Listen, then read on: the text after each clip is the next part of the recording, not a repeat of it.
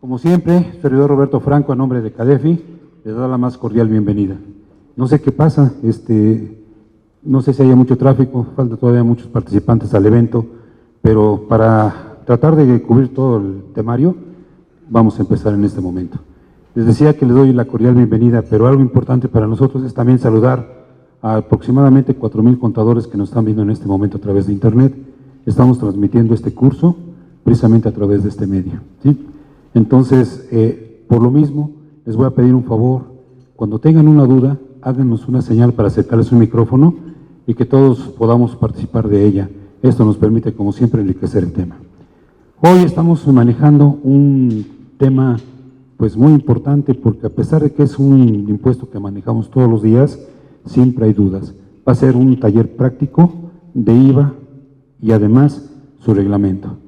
Nuestro expositor el día de hoy será el contador público certificado José Antonio González Castro, seguramente muy conocido por la mayor parte de ustedes. Él es un expositor que tiene una amplia experiencia en la impartición de temas, pero además también es catedrático en el Instituto Politécnico Nacional y en la Universidad Valle de México. Por lo mismo, tiene una gran experiencia y conocimiento del tema. Entonces, les pedimos que por favor participen con sus dudas y pues los dejo en compañía del contador González Castro. Gracias. Buenos días a todos, o fríos días porque tengo frío. Bueno, bien decía Roberto, vamos a hablar de un tema, aún y cuando ya lo manejamos todos, de verdad que yo, cada que voy a una empresa me asusto. Diría mi sobrina, me asusta eso, tío. Y me asusta, ¿por qué razón? Porque lejos de que hoy por hoy nos estemos preocupando y ocupando por hacer las cosas como deben de ser, de verdad que los contadores o inclusive los dueños son los que sugieren muchas veces, dicen, pues mete esto y a ver qué resulta, ¿no? O gasta esto y bueno, pues ahí selecciona lo que pueda entrar. Y hoy creo que la autoridad ya se está poniendo las pilas, de verdad. Desde hace ya algún par de años y en especial este sexenio, el SAT ya como que desconfía de todo. Por eso salió el artículo 69B tan estudiado, en donde dice la autoridad, hoy para mí todo mundo es culpable hasta que se demuestre lo contrario. Y ese 69B es muy claro, que nos habla de las operaciones inexistentes o simuladas, ¿de acuerdo? Aún y cuando lo paguen, aún y cuando tengan el CFDI, aún y cuando tengan todo eso, si no acreditan que efectivamente se prestó el servicio o se enajenó el bien, pues obviamente esa operación no tiene efectos fiscales. ¿Para quién? Pues para su cliente. Y finalmente ustedes sí lo acumulan, ¿de acuerdo? Es la famosa ley del embudo. Ustedes acumulan y finalmente el cliente no deduce, porque esa es la idea, ¿de acuerdo? Bien, ahora, otro detalle, para manejar IVA hay que recordar muchas de las cosas que hoy manejamos en impuestos sobre la renta. Es decir, para manejar IVA yo tengo que saber renta, y para saber renta yo tengo que saber contabilidad. Entonces vamos a hablar de contabilidad, vamos a hablar de renta y vamos a hablar de IVA, ¿de acuerdo? Porque así más o menos está la mecánica, toda vez que la ley del IVA, uno de los artículos importantes que nos hacen pensar, nos hacen reflexionar, es el artículo 5. ¿Y de qué habla el artículo 5 de la ley del IVA? Del concepto, de los requisitos para que el IVA pueda ser acreditable. Y uno de esos requisitos me dice que para que el IVA sea acreditable, el gasto en renta tiene que ser estrictamente indispensable, es decir, que reúnan los requisitos en materia de ICR para que el gasto, siendo deducible, el IVA se pueda acreditar. ¿Estamos de acuerdo? Por lo tanto, si el gasto en renta no es deducible, el IVA no se acredita. Si el gasto en renta es parcialmente deducible, el IVA se acredita de manera parcial, y si el gasto en renta no es deducible, el IVA no se acredita. Por eso hoy, si ustedes checan el artículo 28 de la ley del ICR, que nos habla de los no deducibles, siempre van a encontrar la frase que dice, el IVA y el IEPS no son deducibles, excepto cuando no se permita su acreditamiento. Es por eso, para que nos entendamos, que las personas físicas que presentamos una declaración anual, que por ejemplo tenemos gastos hospitalarios que causan IVA, ¿estamos de acuerdo? Ese IVA no se acredita y se lleva el gasto con el IVA en la declaración anual. ¿Por qué razón? Porque ese IVA no se puede acreditar. Y entonces ese IVA, en ese caso, sí es deducible. ¿Queda claro? Ok, bajo esa temática vamos a estar trabajando. Ahora, otro detalle importante. Hoy, y me quedé viendo un poquito el video que está en la entrada, hoy tenemos que hacer una mancuerna con los abogados. ¿Por qué razón? Porque la autoridad siempre va a observar todo lo que hagamos nosotros, siempre lo va a observar, y al observarlo va a decir, ese está bien, ese está mal y este está pésimo, ¿me explicó? Por lo tanto, también deben de cuidar la parte de la contabilidad, que hoy ya es una idea, ya es una realidad, ya se estuvo distribuido la contabilidad, excepto que se hayan amparado. Si se ampararon, ya hay resoluciones, e inclusive la misma autoridad ya lo tiene en su página. No aplica así que no valga la redundancia, no apliques el buzón tributario toda vez que tienes una suspensión en materia de contabilidad electrónica. La misma autoridad ya lo sabe, ¿de acuerdo? Bueno, dicho eso, vamos a iniciar y vamos a empezar con dos láminas que a mí me resultaron muy interesantes, que apenas tuve la oportunidad de platicarlas. Una de ellas me mandaron un correo, y creo que en su página viene vacía o no sé cómo venga, pero me pareció jocosa y dice humor para contadores, y dice, lo que no mata engorda o no es deducible. Y sí es cierto, ¿verdad? Entonces muchas de las cosas en la práctica no son deducibles. Que aquí en esta parte, y si jugamos un poquito con renta, hay que recordar que una cosa es lo no deducible y otra cosa es lo que es una partida en conciliación, ¿de acuerdo? Por ejemplo, somos muy dados a decir, te doy un comprobante, no tiene requisitos fiscales y lo mandas como no deducible. Yo sería de la idea de que lo pusieran en su contabilidad comprobantes sin requisitos fiscales, y eso es una partida en conciliación, gasto contable, no fiscal, porque si no van a tener problemas con la COFIN. Porque la COFIN, la fórmula de la COFIN me dice, toma el resultado fiscal, réstale el ICR y réstale los no deducibles. Los no deducibles del artículo 28 de la Ley de Impuesto a la Renta, no las partidas en conciliación, que son dos cosas diferentes. No sé si soy claro en mi comentario. ¿Vale? Bien.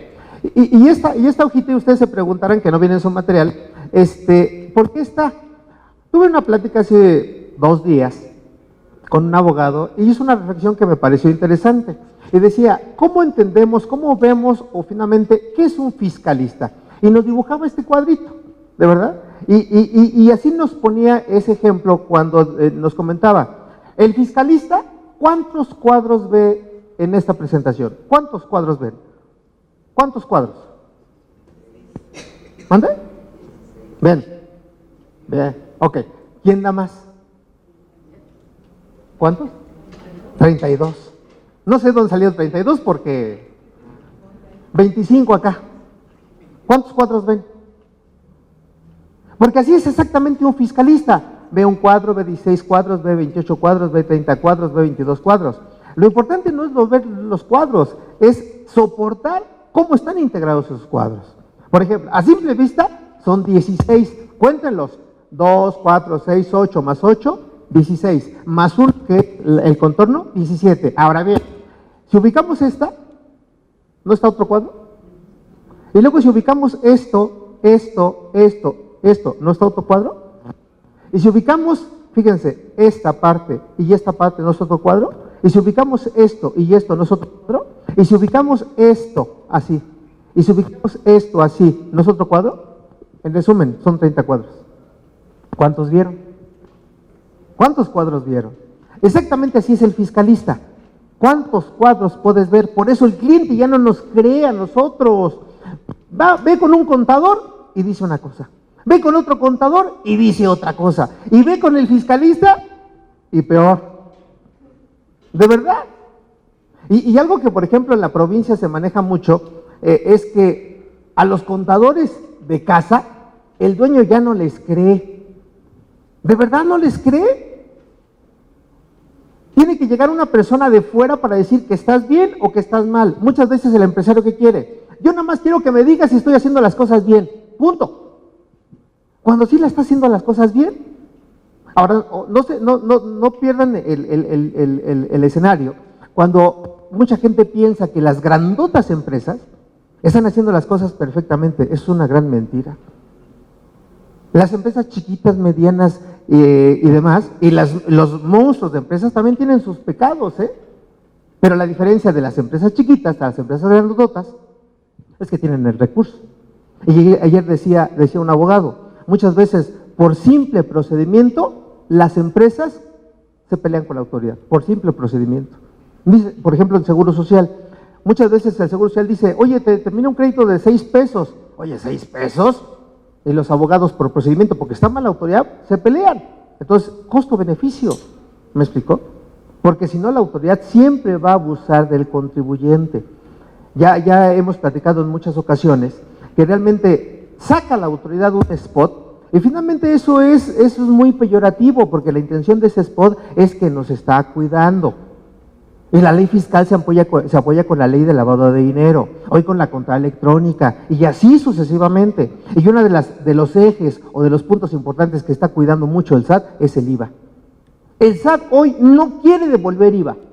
¿Por qué razón? Porque hemos abusado en materia de IVA, y de verdad hemos abusado. Hemos comprado facturas, metemos todos los gastos que son, ni siquiera son de la empresa, ¿me explicó? Y lo queremos hacer deducible y el IVA acreditable, muchas veces ni siquiera está pagado y lo queremos hacer acreditable. Sí se puede hacer, pero hay que hacer las cosas bien y no pierdan la esencia, váyanse precisamente a lo obvio. Y si ustedes en lo obvio pasa el filtro, para efectos fiscales pasa el filtro, y ya nada más denle forma, pero tienen que ser congruentes. Un problema y una crítica de nosotros contadores es que toda la información que proporcionemos, realmente no hay una congruencia en todo eso. Las declaraciones dicen una cosa, el dictamen dice otra cosa, la contabilidad dice otra cosa, ¿me explicó? Hay empresarios que dicen, yo llevo por cuestión de las dudas doble contabilidad, pues por lo que se ofrezca, ¿me explicó? Y eso no se vale. Hay gente que dice, presento las declaraciones en cero para que la autoridad no me requiera, y eso se llama simulación. O sea, tenemos que hacer las cosas como debe de ser, como plantea la reforma, como plantea la ley, porque si no, estamos en un gran riesgo. Y ustedes pueden decir, oye, pues el que corre el riesgo es el empresario. No es cierto, ¿eh? No es cierto. Hay demandas que se pueden impugnar y ganamos la demanda, pero hay una responsabilidad ¿para quién? Para el abogado. ¿Por qué razón? Porque como él conoce que lo que estoy defendiendo está mal hecho, porque está mal hecho, y yo gano porque algún error de forma o un error de fondo, pero finalmente, como hay un perjuicio a las arcas, de acuerdo al gobierno federal, y finalmente yo conozco que atrás de ese error se hizo con dolo, con mala fe, pues lógicamente yo soy responsable de esa comisión de ese delito. Entonces, aunque yo gane el juicio, ¿de acuerdo? Yo corro un riesgo como asesor, como consultor, como abogado, ¿me explicó? Por eso se llaman delincuentes por omisión. Yo sé que el contador está metiendo facturas falsas y se acredita y se deducen. Entonces contrato al abogado y me defiende y gana el abogado porque es muy bueno, ¿de acuerdo? Pero finalmente, como yo conozco, en los términos hoy del código, por ejemplo, el artículo 89 y 90, hablan de una responsabilidad para terceros, y esos terceros somos nosotros, y quien contabiliza somos nosotros, quien hace la contabilidad somos nosotros, quien presenta las declaraciones somos nosotros. Y muchas veces decimos, ¿y dónde está tu contrato? No hay contratos, y eso está peor porque somos responsables solidarios con el contribuyente, ¿de acuerdo? Entonces tengan mucho cuidado. Entonces ya aprendimos algo nuevo. Hoy, ¿cuántos cuadros hay? 30. Si encuentran alguno más, me dicen, ¿de acuerdo? Pero hoy por hoy cuéntenlos. Cuando ven cómo nos puede engañar la vista, ya decía la contadora, ¿cuántos ves? 17. Yo la primera impresión vi 26 o 28, algo así, pero ya me puse a analizar, no, pues sí salen 30 cuadritos. Ahí se los dejo, no andaba tan perdido. Bueno, vamos a empezar con la definición de conceptos. Cualquier duda será bienvenida. Este curso, hasta donde yo sabía, estaba diseñado para 2 días porque iba a ser teórico-práctico, pero bueno, hoy por hoy va a ser un día. Porque la ley del IVA no se puede ver ni en una sesión ni en 2 sesiones. Yo la puedo ver en un semestre y no termino IVA, un semestre. Sin embargo, hay que ir partiendo de lo obvio y de lo básico, ¿de acuerdo? Y por eso me atreví a poner esa serie de definiciones. Vamos a empezar. Dice, traslación, que utilizamos mucho este concepto en materia del IVA. ¿Qué es? Procedimiento mediante el cual el contribuyente, en términos de la teoría jurídica, transfiere a un tercero en forma total o parcial la carga impositiva, ¿de acuerdo? Por determinación legal que debe pagar el primero a la autoridad hacendaria. Por eso hoy la ley del IVA y la ley del IEPS es un impuesto indirecto. ¿Por qué razón? Porque no me afectan mi economía personal si yo traslado el impuesto. ¿A quién le va a afectar el impuesto al final del camino? Al consumidor final. ¿Me explico? Mientras no llega al consumidor final, simplemente el IVA se traslada. Y una idea importante en materia de finanzas. Hoy, por ejemplo, las personas físicas, que hablamos de honorarios, arrendamiento, actividad empresarial, ¿cuál es el fenómeno en materia de IVA? Cobran el ingreso, cobran el IVA y se comen el IVA. De verdad se comen el IVA. ¿Por qué se comen el IVA? Se lo gastan, se lo llevan. Y cuando viene el pago y no se preocupan por las deducciones, lo más que pagan se llama impuesto al valor agregado. ¿O no es cierto? Hoy, por ejemplo, voy a ver una empresa que literalmente no quiere pagar impuestos, porque así son las empresas. Me dicen, José Antonio, yo todo lo que tú me puedes decir, mi idea es no pagar impuestos, pues tampoco. Porque si van con esa filosofía el empresario, ¿sabes qué? Pues mejor contrato a otro contador, yo no quiero ser responsable. De verdad. A la autoridad, yo he dado muchos cursos, por ejemplo, ya no tanto en fiscal, y uno de los cursos que he dado es, por ejemplo, cómo atender una visita domiciliaria. ¿Me explico? Y uno de los requisitos básicos en cualquier visita domiciliaria es que no perdamos de vista que la gente que viene por parte de la autoridad son personas como nosotros. De verdad, son personas como nosotros.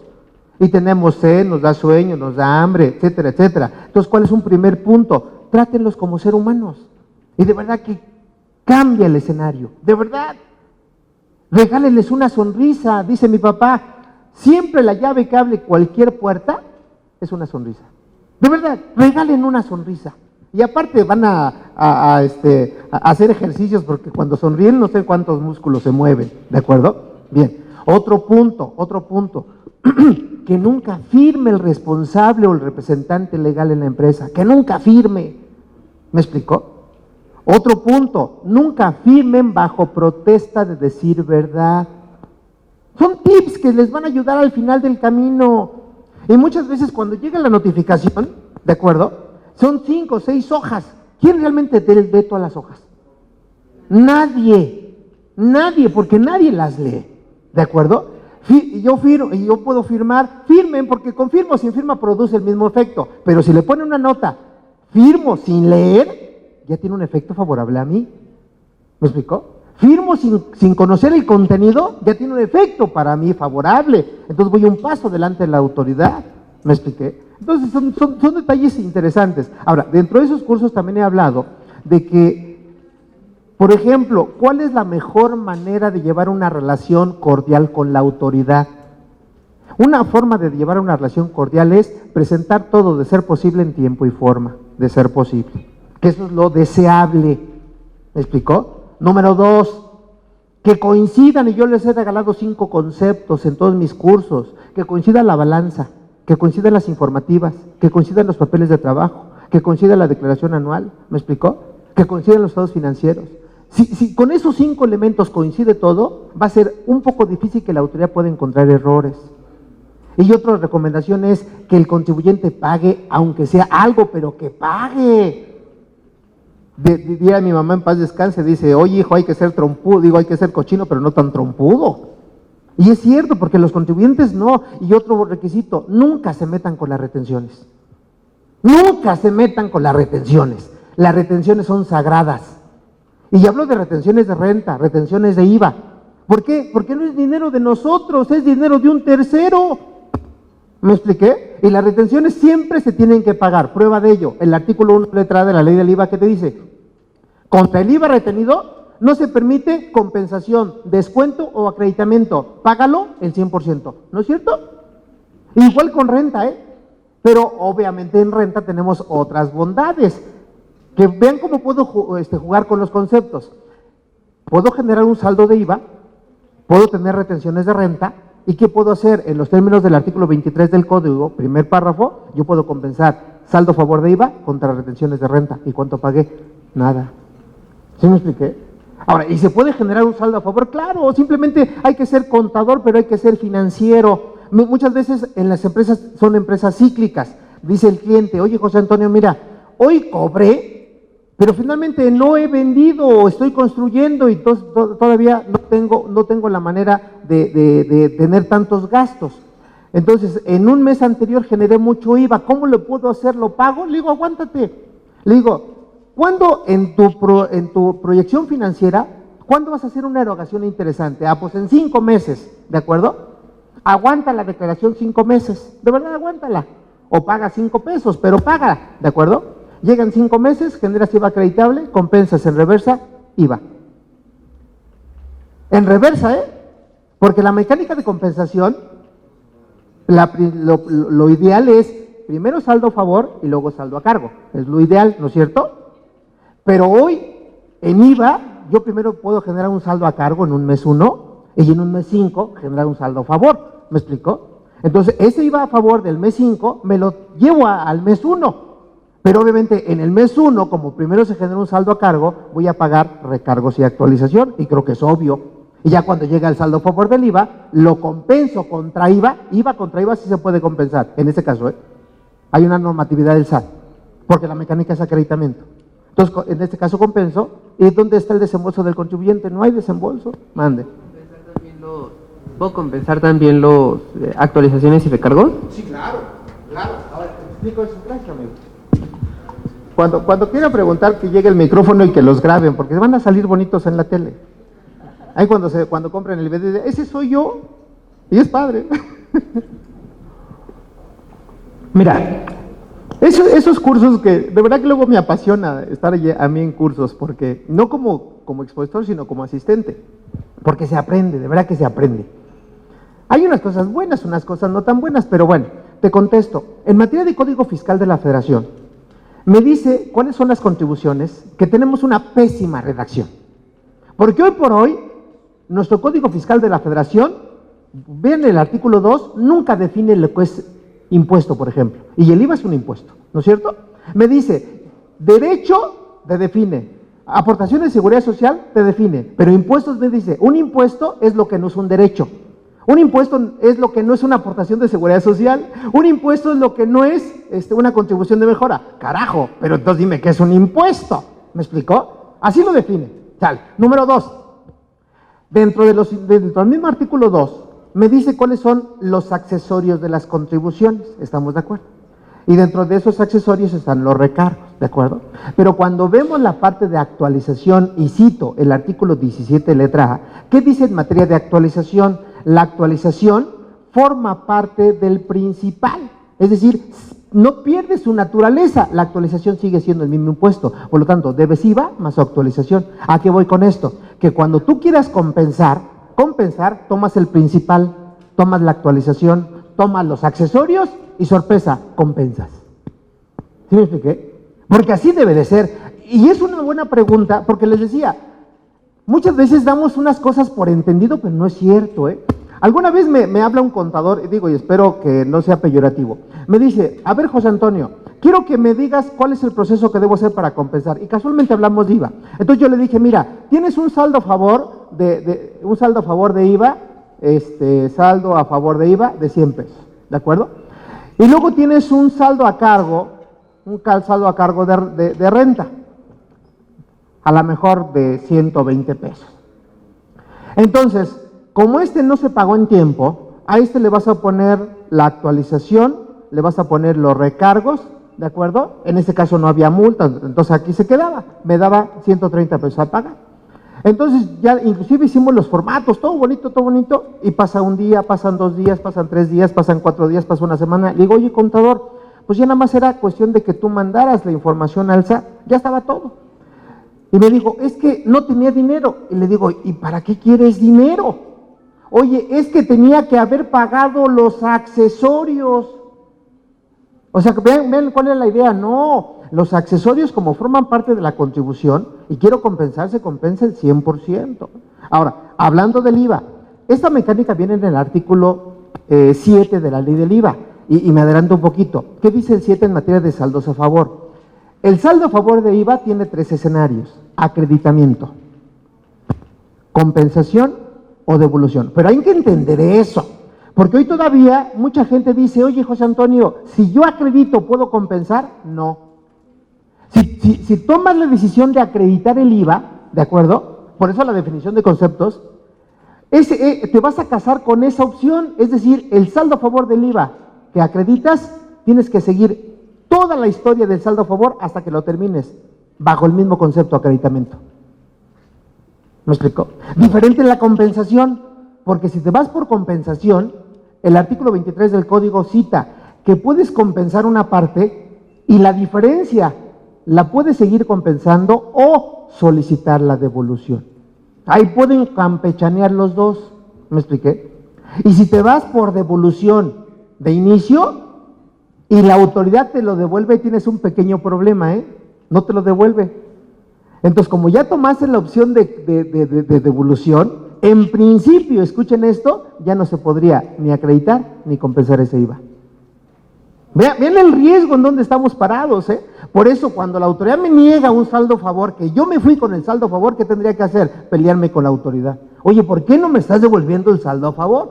Pero la devolución tiene que ser por el 100%, ¿queda claro? Es más, hoy, por ejemplo, la regla miscelánea que me dice, cuando la autoridad te dé una devolución y no sea sobre el 100%, tú puedes solicitar la diferencia que te lo devuelva, ¿me explicó? O que te tiene que decir el por qué te está negando la devolución del saldo a favor. Pero obviamente así es el procedimiento, pero la contestación es sí. Bueno, número 2, vamos en concepto de acreditamiento. ¿Qué dice? Acreditamiento consiste en restar el impuesto acreditable de la cantidad que resulte de aplicar a los valores señalados en esta ley, la tasa que corresponda según él sea el caso. Hoy por hoy recuerden que nada más tenemos dos tasas, el 0 y el 16%.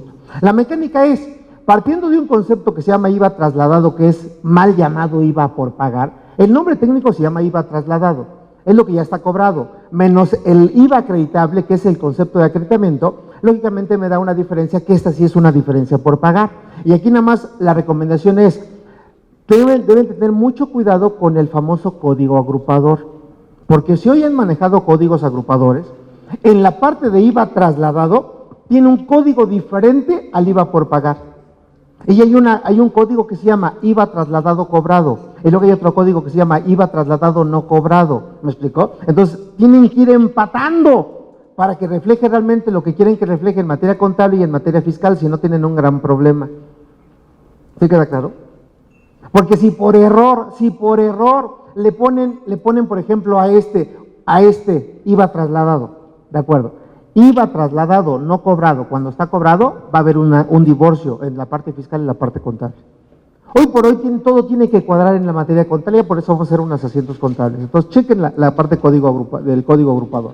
Bueno, IVA trasladado es el que se determina sobre el valor del acto o actividad objeto del impuesto que el contribuyente carga o cobra a sus clientes, trasladándole en forma expresa y por separado del precio contra prestación en operaciones que celebre con otros contribuyentes. ¿Qué quiere decir? Cuando yo tengo una operación en los términos del artículo 1 de la ley del IVA, cada operación siempre tiene que ser la prestación de servicios, enajenación, uso goce, más IVA, y se llama traslación del impuesto. Sin embargo, en operaciones con el público en general, el IVA tiene que estar incluido en el precio de venta. Pero toda la operación siempre es más IVA. Ahora, ¿qué dice la redacción? Me dice, cuando yo aplico la tasa, ¿de acuerdo? Cuando celebro algún acto o actividad que está grabada para efecto del IVA. Y aquí tenemos un problema con la redacción de la ley. El artículo 1, letra B de la ley del IVA, cita que cuando esté efectivamente cobrado se causa el IVA. Dice, aun y cuando provenga de depósitos o anticipos. Eso es una falacia, no puede ser. Porque si yo te digo, a ver, contador, mira, tú me vas a vender mesas, y te doy un depósito ahorita, ¿no me estás facturando? ¿Me explicó? No está saliendo mercancía de tu inventario. Por eso les decía, váyanse a la parte lógica de la operación, a la sustancia de la operación. No me trasladas, no me das factura. No sale mercancía de tu inventario. Es más, está en proceso la elaboración de lo que me vas a vender. Por lo tanto, yo te doy un depósito, ¿ese depósito causa IVA? No. Me vas a rentar tu casa, me vas a rentar un inmueble y me piden un depósito en garantía. ¿Qué se tiene que hacer en el contrato? Establecer que el depósito que se da, depósito, no renta. El depósito que se da es para garantizar el cumplimiento del contrato. Y ese depósito se tiene que devolver al final del contrato. ¿Me expliqué? ¿Y eso causa IVA? No. Cuando la autoridad va a decir, oye, es que todo lo que entra en el banco es sujeto al IVA. No, pues discúlpame. Volviendo con el Código Fiscal de la Federación que dice el artículo 6, las contribuciones se causan conforme se realizan las situaciones jurídicas o de hecho previstas ¿en dónde? En el texto de ley. Por lo tanto, si no enajeno, no causo IVA. Si no presto un servicio, no causo IVA. Ojo con esto, Si no doy en uso o goce, no causo IVA. El problema es que en la práctica todo hacemos mal. Les pongo un ejemplo. Y es anécdota ese ejemplo. Y como dice el abogado que platicamos apenas ayer, yo les platico mi experiencia, no ando inventando cosas. Tenemos un cliente en Los Cabos, que es un hotel muy famoso, porque pues obviamente han hecho congresos, ahí se han hospedado grandes personalidades. Una de las últimas personalidades que se hospedó es Barack Obama, y les decía, ese hotel la noche, la más barata, te cuesta $1,000, la más barata. Y nada más es la pura habitación, no más, no incluye nada. Entonces nada más vean cuánto cuesta una noche, 16,000 pesos. Hoy por hoy, nada más una noche. Por lo tanto, la característica de ese hotel es que si tú quieres hospedarte en ese hotel para ver qué se siente en dormir en una cama de 16,000 pesos, ¿de acuerdo? Pues haces una reservación, ¿de acuerdo? Entonces llamas y te van a decir, ¿qué crees? No tenemos reservaciones hasta el próximo año. Pero si quieres depositar, deposita. Y yo deposito. Pónganse la camiseta del contador del hotel. Primer pregunta, ¿doy factura? Segunda pregunta, ¿causo renta? Vamos a jugar con renta. Tercer pregunta, ¿causo IVA? Cuando el dinero ya está en las arcas del hotel, ¿dónde están el gran problema? Yo, cliente, le pido factura al hotel, ¿qué hace el hotel? Suelta la factura, problema. Exactamente, ya se acumula y ya causa IVA. ¿Cuál es la recomendación? Hacer un contrato de promesa de servicio, porque hoy nada más tengo la reservación, no se ha devengado.